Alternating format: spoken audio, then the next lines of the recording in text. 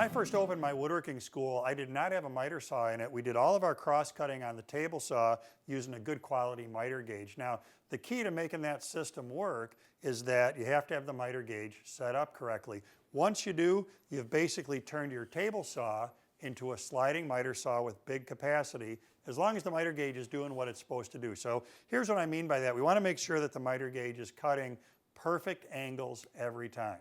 Now, it's real tempting when you're setting up tools like this to take a good quality square, put it against the miter gauge, put the head of the square against the blade. A couple things I don't like about that. The big thing is that what I really want to know is how this performs when I'm cutting, not how it performs when everything is sitting still. So whatever dynamics are involved when the table saw is running, I want them to be involved when I'm setting up the miter gauge.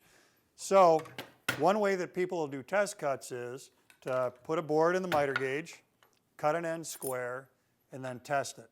What I want to do is take advantage of what I would call cumulative error. So the way I'm going to set up the miter gauge is I'm going to angle it to 30 degrees, create a six-sided object, and that has the effect of magnifying the error that I have so that I can really fine-tune the miter gauge and get it just right. So first step, let's get the miter gauge pivoted out to 30 degrees.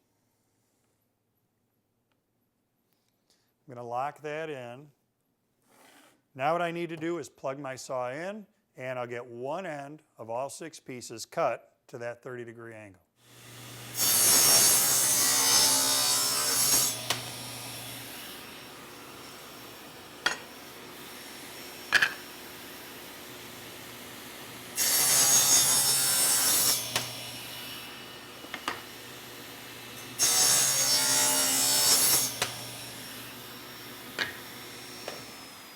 With one end of every board cut, what's key now is that we get every board exactly the same length. So this is the benefit of a stop on a miter gauge like this one. I'm going to slide this over so that when my material goes against it, it's going to lock it in place, and I can get all these parts to exactly the same length.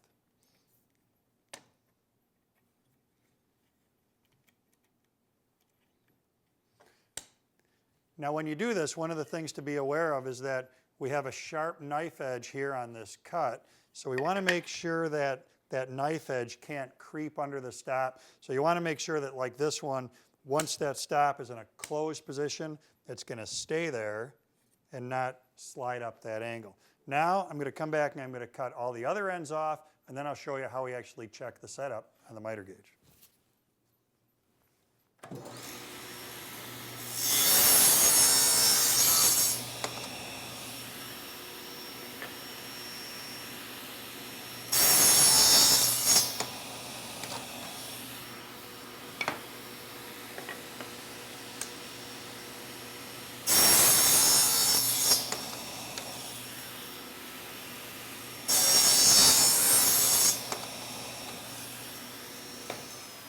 What that gives us is 6 pieces, all cut at exactly the same angle, all cut to exactly the same length. We can use these to use that cumulative error idea and find out just how accurate our 30-degree cut was. I've got all the boards cut, and I wrapped them in a band clamp here so that I can put that whole circle together and see what I've got. Now, here's what's happening. I've got a bunch of seams on here that are absolutely perfect, 5 of the 6. And the way that happened is I kind of manipulated the board as it went into the clamps.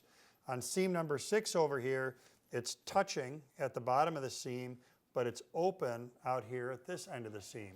Now this is what's cool. This is the cumulative error business.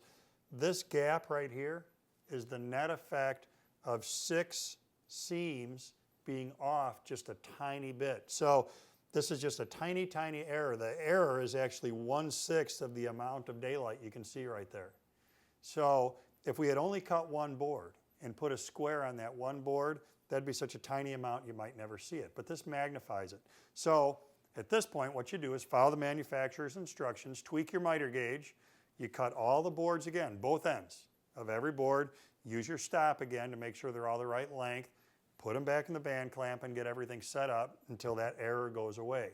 So this one's going to need just a small adjustment. Now what's cool is that with a good miter gauge, once we've got that set at 30 degrees, I can toggle this back to 90, 22.5, 45. whatever angle I need and have that same accuracy that I had at 30 at all those other angles. So it's definitely worth taking the time, and once you have this set up, it really should be a once in your lifetime thing. So take your time, do it right, and make sure that your miter gauge is accurately cutting and providing all the accuracy it can for you on your table saw.